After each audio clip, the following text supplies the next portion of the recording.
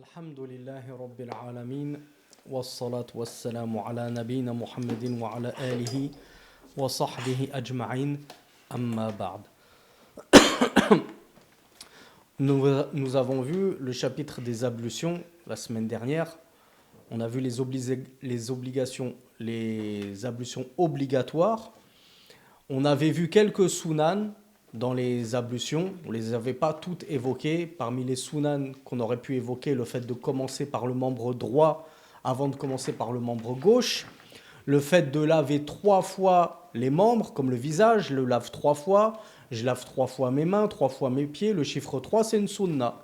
Si je le lave qu'une seule fois, c'est l'obligatoire. Donc en fait, tout ce qu'on avait vu parmi les obligatoires, les obligations des wudu, des ablutions, c'est ce qu'on doit faire impérativement. Si j'ai manqué à l'une des choses qu'on avait étudiées la semaine dernière, mes ablutions ne sont pas correctes. Si je rajoute des sunan, les ablutions elles seront encore plus méritoires, tu auras encore plus de récompenses.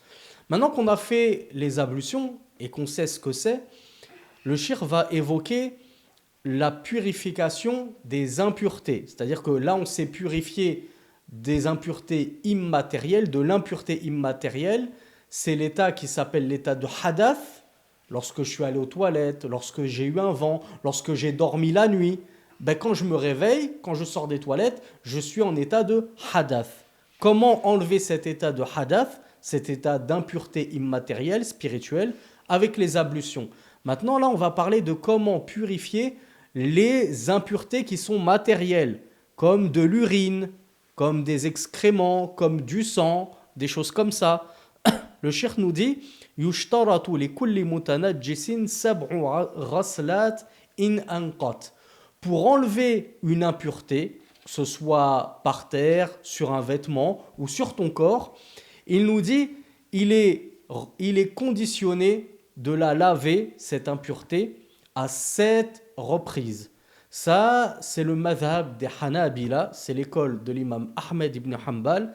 Et il y a d'autres savants qui voient que ça suffit de laver l'impureté juste 3 fois. Et il y a des savants qui voient que une seule fois, tant que lorsque je l'ai lavé une fois, l'impureté a disparu, alors ça suffit. Lui, le cheikh, il nous dit, il convient de laver une impureté à 7 reprises. Wa illa fahatta tunaqqa bima'in tahurin ma'a hathin wa qarsin li hajatin. Qu'est-ce que le cheikh nous dit? Il nous dit, et si après 7 lavages, l'impureté, elle n'est toujours pas partie de mon vêtement, de mon corps ou ailleurs, eh bien je vais rajouter autant de lavage qu'il faudra jusqu'à ce que l'impureté, elle ait totalement disparu. Généralement, déjà 3 fois, c'est amplement suffisant. Avec quoi je lave les impuretés? Avec quoi je les purifie? Le cheikh nous dit, bima in tahur, avec de l'eau tahour, cette même eau que j'utilise pour faire mes ablutions. L'eau tahour, on le rappelle, c'est l'eau qui tombe du ciel, c'est l'eau de la mer, c'est l'eau de la pluie, l'eau des puits, etc. Et c'est, de nos jours, l'eau qui sort de notre robinet. L'eau qui sort de notre robinet, on considère qu'elle est tahour. Est-ce que je peux laver une impureté avec de l'eau qui aurait été mélangée, même avec d'autres choses pures, comme de l'eau qui aurait été mélangée avec des fruits, des fraises, des citrons et tout, ça nous fait de l'eau citronnée, de l'eau qui a la couleur, le goût des fruits, en gros du jus de fruits. Non, je peux pas. Une impureté, ça se nettoie comme nous, avec de l'eau pure et purificatrice. Et le cheikh nous dit, et s'il y a besoin, pour nettoyer cette impureté, de devoir frotter comme ça, notamment si j'ai une impureté sur mon vêtement, il faut que je frotte, il faut que je gratte avec mon ongle ou avec un objet. À l'époque, on frottait les vêtements, on grattait les saletés, les impuretés, avec certains objets, des bâtons de bois, des choses comme ça. Le cheikh nous dit, si on a besoin, pour enlever cette impureté, de devoir frotter un minimum, eh bien, on frottera jusqu'à ce que l'impureté disparaisse complètement. Cela, si ça n'abîme pas le vêtement, le tapis, ce que tu veux nettoyer. Si le fait de frotter comme ça, ou avec un objet, ou avec ton ongle, comme le vêtement il est très très fin, ça pourrait abîmer le vêtement, le cheikh nous dit alors c'est pas grave. Allah il ne nous tient pas à rigueur de cela. Il ne va pas nous punir parce qu'on n'a pas frotté très très fort un vêtement très fragile qui aurait pu se détériorer si on avait dû le frotter comme ça en frottant les parties du vêtement les unes sur les autres. وعصر مع إمكان فيما تشرب كل مرة خارج الماء. Et le cheikh nous dit, si ce qu'on veut purifier, c'est quelque chose qui absorbe l'eau, comme par exemple un vêtement, un t-shirt en coton. Lorsque je vais mettre de l'eau dessus pour le nettoyer, qu'est-ce qui va se passer? Le t-shirt, il va être gorgé d'eau, il va être rempli d'eau. Et bien, le cheikh nous dit, lorsque la chose que je veux purifier, elle a tendance à absorber l'eau, eh ben, je dois ensuite la presser, l'essorer. Et je l'essore où? Je l'essore pas au-dessus de l'eau que je suis en train d'utiliser pour le purifier. Lorsque j'ai pris une bassine d'eau et que j'en prends un petit peu, que je la mets sur le vêtement, que je nettoie comme ça, ensuite je l'essore en dehors de l'eau purificatrice. Sinon, je vais contaminer, entre guillemets, l'eau purificatrice. J'essore, je le lave une deuxième fois, je le lave une troisième fois, je le lave autant de fois qu'il me faudra pour purifier ce vêtement jusqu'à ce que l'impureté ait disparu. Le cheikh nous dit وَكَوْنُ إِحْدَاهَا فِي مُتَنَجِّسٍ بِكَلْبٍ أَوْ خِنْزِيرٍ بِتُرَابٍ طَهُورٍ. Mais il y a un type d'impureté qui est spécial. C'est l'impureté qui provient du chien ou du porc. Imaginez qu'il y a un chien qui a léché ton vêtement. Il est passé à côté de toi ou avec sa truffe humide, il t'a reniflé comme ça et donc ça a touché ton vêtement. D'ailleurs, c'est une question qu'on pourrait se poser. Comment est-ce que l'impureté se transmet d'un corps impur à un corps pur? Est-ce que vous savez comment est-ce qu'on est touché par une impureté? Ça, c'est une question difficile.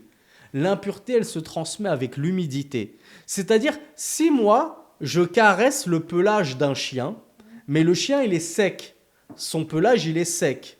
On est en plein été, il fait chaud, il n'a pas d'humidité sur lui. Est-ce que parce que j'ai touché un chien, le chien, on le sait, c'est impur. C'est un animal impur comme le porc. Le simple fait de toucher un cochon ou un chien, est-ce que ma main, elle est devenue impure, il y a une impureté sur ma main? Non. L'impureté, on a dit, elle se transmet avec l'humidité. Ça veut dire quoi? Deux cas de figure. Soit moi, ma main, elle était humide, elle était moite, j'avais touché de l'eau, quelque chose comme ça. Si je touche le chien, là, je dis, ah, là, j'ai été contaminé par l'impureté du chien. De la même façon, si je touche un porc, je dis, ah, avec ma main humide et moite, l'impureté s'est propagée du porc jusqu'à ma main. Ou alors, ma main, elle est sèche, mais c'est le porc ou le chien qui était humide. Par exemple, le chien se serait léché son pelage. Et moi, je vais toucher le chien à cet endroit où il s'est léché. Et bien là, l'impureté, elle m'aura contaminé. Alors pourquoi tout à l'heure, je vous ai parlé du museau? Parce que le museau du chien, il est quasiment tout le temps humide. Donc si le chien, avec son museau humide, il vient comme ça me renifler, ben je sais que mon vêtement, il a été touché par l'impureté du chien. Pire encore, si le chien, il se met carrément à me lécher. Là, la question, elle ne se pose même plus. Qu'est-ce qu'il nous explique, le cheikh? Il nous explique que cette impureté-là, qui provient du chien ou du porc, je dois la nettoyer, comme tout à l'heure, à 7 reprises. Et là, il y a beaucoup de savants qui sont d'accord avec ce chiffre 7. Ceux qui disaient tout à l'heure, les impuretés comme le sang, l'alcool, l'urine, ces choses comme là, il y en a qui voient qu'on les lave que 3 fois. Mais là, ils disent, attention, le chien et le porc, par contre, il convient de nettoyer ça 7 fois. Et qu'est-ce qu'il nous dit? Il nous dit, l'un de ces lavages, l'un de ces 7 lavages, on doit y ajouter de la terre. Qu'est-ce que ça veut dire? Ça veut dire que je prends de la terre, je la mélange à de l'eau, ça devient un petit peu boueux, et je vais nettoyer une première fois mon vêtement, mon tapis, tout ce qui aurait été touché par cette impureté du chien ou du porc, avec cette eau terreuse. Et ensuite, je vais nettoyer à 6 autres reprises avec de l'eau pure, qui n'est pas mélangée avec de la terre. Donc, il faut qu'il y ait au moins un des 7 lavages qui doit être mélangé avec de la terre pour pouvoir purifier l'impureté du porc ou du chien. Oui. Où est-ce qu'on se lave? Bah, tu te laves là où tu veux, dans ton garage, dehors, tu te laves là où ça te fait. Ben, la partie du corps qui a été touchée par l'impureté. Si le chien, il t'a touché la main, il t'a reniflé la main avec son museau ou il a léché ta main, ben, tu te laves uniquement la partie qui a été touchée par l'impureté. Si tu sais qu'il a touché le bas de ton vêtement, tu n'as pas besoin de nettoyer tout le vêtement. Tu nettoies uniquement la partie où tu es sûr qu'elle a été touchée par l'impureté. Le cheikh nous dit ensuite, ويضر بقاء طعم لا لون أو ريح وهما عجزا أو هما عجزا. Et parfois, vous le savez, on y a déjà été confronté, il y a parfois des impuretés très tenaces qui ont du mal à partir. On a beau les nettoyer, elles ne veulent pas partir. Le cheikh il nous a dit, si le goût de l'impureté, on le ressent encore, tu boirais dans un verre où tu as le goût de... Il persiste le goût de l'urine, parce que dans ce verre-là, il y aurait eu un chat ou un chien qui aurait uriné. Tu l'as nettoyé, ce verre. Le problème, c'est que quand tu t'es resservi de l'eau pour boire, tu sens qu'il y a encore le goût de l'urine. On dit là, si le goût de l'impureté, il persiste, ça veut dire que tu n'as pas purifié correctement cette chose que tu devais purifier. Mais si après l'avoir nettoyé, lavé, il persiste encore un petit peu la couleur de l'impureté ou bien l'odeur de l'impureté, le cheikh nous dit ça, c'est pas grave. Parce que c'est très dur de laver un vêtement ou un ustensile au point que même l'odeur et la couleur de l'impureté, elles disparaissent totalement. Donc s'il reste un tout petit peu, notamment sur un vêtement blanc, vous prenez un t-shirt blanc, il y a une trace de sang par exemple, vous nettoyez, vous allez trouver qu'il y aura toujours, même après 7 lavages, encore une toute petite tache. Alors c'est plus rouge comme du sang, mais c'est comme une petite tache d'huile, comme une tache grise. Ça, on sait que c'est la tache du sang qui a du mal à partir. On apprend que ça, c'est pas grave. Allah, il nous pardonne. S'il ne subsiste, après avoir lavé correctement cette chose qui a été touchée par cette impureté, sa couleur ou son odeur. Mais le goût, on a dit non. Il faut nettoyer jusqu'à ce qu'on n'ait plus du tout du goût, le goût de cette impureté. ويجزأ في بول غلام لم يأكل طعام لشهوة نضحه. Il y a un cas spécial qui a été rapporté dans la Sunna, c'est le cas du petit garçon, du petit bébé, donc exclusivement petit bébé côté garçon. Si un petit bébé côté garçon, il a uriné sur un vêtement, sur un tapis, quelque chose comme ça. Et c'est un garçon qui ne mange pas encore la nourriture, il ne mange pas les petits pots, les petites purées. C'est un bébé qui est tellement petit que lui, il est encore en train d'allaiter, il boit le lait de sa maman, on ne lui a pas encore donné de la nourriture. Ce petit garçon-là, s'il fait pipi, et ça arrive beaucoup aux femmes qui ont des enfants, lorsqu'elles ont leur enfant dans les bras, parfois il fait pipi ou ça déborde de la couche, etc. On dit, l'urine du petit garçon qui ne mange pas encore de la vraie nourriture, c'est juste s'il tète sa maman, c'est ça son alimentation principale, eh bien lui, on n'a pas besoin de nettoyer le vêtement ou le tapis ou le coussin, le drap, etc. qui aurait été touché par son urine, comme on doit le nettoyer les autres impuretés. Comment est-ce que lui on purifie son impureté? On a juste à prendre de l'eau comme ça dans la main et on la jette sur la partie qui a été touchée par son impureté. Donc si c'est mon vêtement, je prends comme ça de l'eau dans ma main et je la jette comme ça sur mon vêtement. Il n'y a pas besoin de frotter, de nettoyer comme ça. Ça, c'est une facilité qu'Allah subhanahu wa ta'ala, il nous a donnée et qui ne concerne que l'urine du petit bébé garçon qui ne mange pas encore. وَلَا تَطْهُرْ أَرْضٌ بِشَمْسٍ وَرِحٍ وَجَفَافٍ. Là, on a un cas spécial.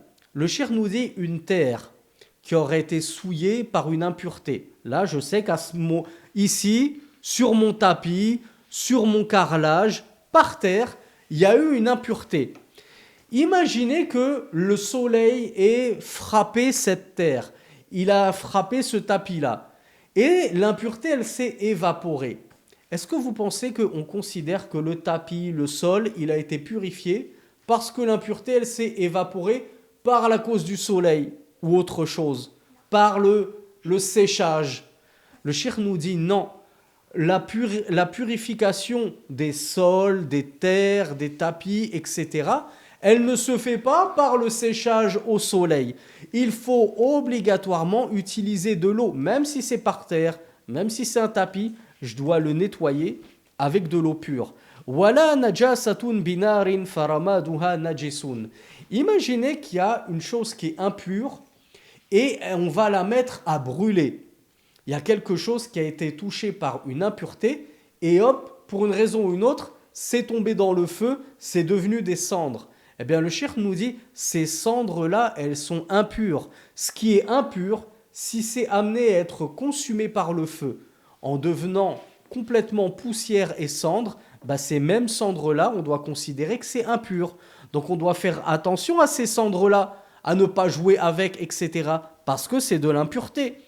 وَتَطْهُرُ خَمْرَةٌ إِنْ قَلَبَتْ خَلًّا بِنَفْسِهَا أَوْ بِنَقْلٍ لَا لِقَصْدِ التَّخْلِيلِ.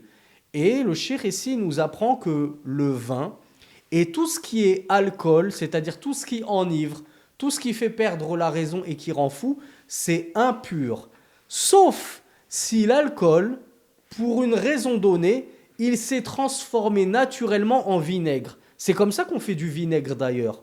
Les koufars notamment, pour obtenir du vinaigre, ils vont prendre de l'alcool et ils vont lui ajouter du vinaigre. Quand tu ajoutes du vinaigre à l'alcool, ça le transforme lui-même en vinaigre. Le cheikh nous dit, si l'alcool, le vin, il s'est transformé de lui-même en vinaigre, on peut consommer de ce vinaigre. Mais s'il ne s'est pas transformé naturellement en vinaigre, c'est quelqu'un qui est venu le transformer de lui-même en vinaigre, on ne peut pas toucher à ce vinaigre d'alcool qui provient à la base de l'alcool. Pourquoi ? Parce que l'alcool, c'est impur. Le vin, c'est impur. Si j'ai une tache de vin sur mon vêtement, je dois m'en purifier. Le cheikh nous dit وَإِنْ خَفِيَتْ نَجَاسَةٌ غَسَلَ حَتَّى يَتَيَقَّنْ غَسْلَهَا. Et là, c'est la question que tu nous posais. Si il y a une impureté qui a touché, par exemple, mon vêtement, mon tapis ou mon corps, et je ne sais plus où est-ce que l'impureté allait tomber, eh bien, je dois nettoyer tous ceux avec quoi je serais sûr que l'impureté est partie. Si je sais que l'impureté elle a touché mon bras, mais je ne sais plus à quel niveau de mon bras, je dois laver tout mon bras. Est-ce que je dois laver les deux bras ? Non, je lave juste le bras où je suis sûr que l'impureté elle a touché le bras. Si je suis sûr que l'impureté elle a touché que la main et pas l'avant-bras et pas le bras, je vais nettoyer que ma main. Donc je vais nettoyer uniquement la partie où je suis sûr qu'en l'ayant lavé, cette partie-là, j'aurais purifié l'impureté. Pareil pour le tapis. Je sais que dans mon grand tapis, il y a une impureté tout en haut à gauche. Je n'ai pas besoin de nettoyer tout le tapis. Je nettoierai que la partie en haut à gauche où je suis sûr qu'en l'ayant lavé, ça y est, j'aurais purifié le tapis de cette impureté. Le shir nous dit ensuite Al-muskir al-ma'i' ou al-muskir al-ma'i' وما لا يؤكل من الطير والبهائم مما فوق الهر خلقة نجس. Le cheikh il va nous apprendre maintenant quelles sont les impuretés. Parce qu'on vient de voir que pour purifier une impureté, il faut la nettoyer 7 fois avec de l'eau pure et purificatrice. Il faut frotter s'il y a besoin de frotter. Il faut essorer s'il y a besoin d'essorer, etc., etc. Maintenant, le cheikh nous dit Al-muskirul ma'i'a, c'est-à-dire tout enivrant liquide. C'est quoi un enivrant ? C'est tout ce qui fait perdre l'esprit. Donc, voilà pourquoi il n'y a pas que le vin qui est impur. Tout alcool qui fait perdre la tête, le rhum, la bière, la vodka, toutes ces choses, toutes ces sortes d'alcool, dès que c'est un enivrant, c'est impur. Il y a même certains savants qui considèrent que la drogue, c'est impur, parce que c'est un enivrant. Mais lui, le cheikh ici, nous parle spécialement des enivrants liquides. Donc, toute boisson alcoolisée qui te met en état d'ébriété, ça, c'est une impureté. Si tu as eu du vin qui est tombé sur ton vêtement ou que tu as touché de l'alcool avec ta main, tu devras te purifier de cette impureté-là. Et le cheikh nous disait وَمَا لَا يُؤْكَلُ مِنَ الطَّيْرِ وَالْبَهَائِمِ, et ce qu'on ne mange pas parmi les oiseaux et les bêtes, qui est d'une taille, d'une corpulence plus grande que le chat. Qu'est-ce qu'il y a comme bête qu'on ne mange pas et qui est plus grande que le chat ? Ben, les fauves, par exemple. Un lion, une panthère, un loup, un renard, toute bête qui est plus grande qu'un chat en taille. Le cheikh nous apprend, ça, ce sont des animaux impurs également. Donc, si vous vous souvenez, cet animal impur, on n'a pas le droit de le manger. C'est normal. Et de la même façon, les oiseaux comme les grands aigles, les grands rapaces, à partir du moment où ils sont plus grands qu'un chat, eh bien, et dont on ne mange pas la viande, c'est pas un oiseau connu pour manger la viande comme les poulets, les pigeons, ça c'est des oiseaux qu'on mange, eh bien les oiseaux dont on ne mange pas la viande, comme les vautours, etc., dès qu'ils sont plus grands qu'un chat en taille, on considère qu'ils sont impurs. Et le shir nous dit wa kullu maytatin najisa ghayra maytatil adami. Et toute maïta est impure. Qui se souvient ce que c'est qu'elle maïta? C'est la graisse, non? La graisse d'animal. La bête morte. Bravo. La bête morte. C'est quoi une bête morte? Une bête morte, c'est toute bête qui est morte sans intervention humaine, sans avoir été égorgée. Donc qu'elle soit morte de vieillesse, qu'elle soit morte de maladie, qu'elle soit morte parce qu'elle s'est battue, qu'elle a été dévorée par un autre animal, ou bien qu'elle ait été morte parce qu'on l'a égorgée sans nommer le nom d'Allah ou pour une autre divinité qu'Allah subhanahu wa ta'ala, on considère que c'est une bête morte. Et toute bête morte, le cheikh il nous dit qu'elle est impure. Sauf une bête, si on peut appeler ça une bête, c'est Ibn Adam, le fils de l'homme, l'humain. L'humain, lorsqu'il meurt, il ne devient pas impur. Il restera toujours pur. Une bête, par contre, un animal, si elle meurt, elle devient impure. Voilà pourquoi on ne peut pas manger dans les fast-food des mécréants qui n'achètent pas leur viande dans des boucheries halal où on égorge la bête. Eux, ils prennent de la viande de bêtes qui ont été assommées. Donc elles sont mortes autrement que par l'abattage rituel. Donc même le poisson en France, Non, le poisson, c'est différent. Rasulullah sallallahu alayhi wa sallam, il avait dit, il y a deux types de bêtes mortes qui sont licites. Le poisson et les sauterelles. Donc ce sont les deux seules exceptions. Les sauterelles, si tu trouves une sauterelle morte comme ça, il n'y a pas besoin de l'égorger, tu peux la manger si tu n'as rien d'autre à manger. Et le poisson, si tu le trouves mort comme ça, il flotte à la surface de l'eau, tu peux le manger. Le poisson, il n'a pas besoin d'être égorgé. Tu le prends, tu le sors de l'eau, tu le laisses comme ça dans le bateau mourir d'asphyxie. Donc il va mourir sans avoir été égorgé. Ça reste licite. C'est l'exception. Le cheikh nous dit wassamak wal jarad. Donc il y a trois types de bêtes mortes qui ne sont pas impures. Il y a l'humain, même si on ne peut pas parler de bête pour un humain. Il y a le poisson et la sauterelle.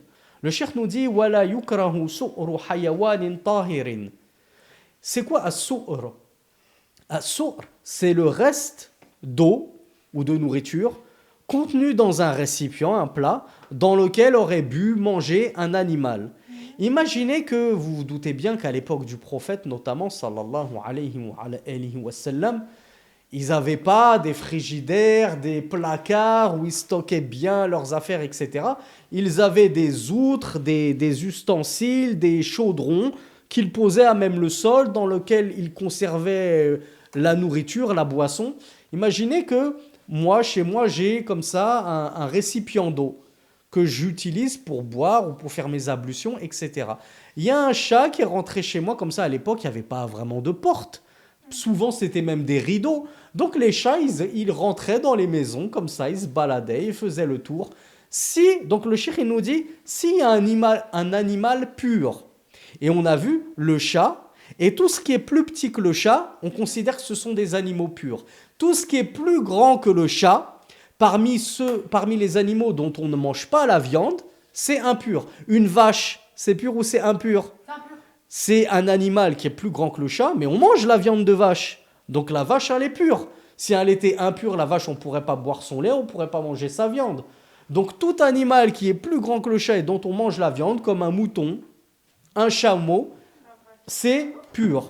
S'il y a un animal pur qui vient comme ça se désaltérer dans le plat que j'avais posé quelque part, ou dans cette marmite qui contenait de l'eau pour mes ablutions ou pour boire, le cheikh il nous dit, il n'est pas détestable d'utiliser cette eau, que ce soit pour la boire ou que ce soit pour faire tes ablutions.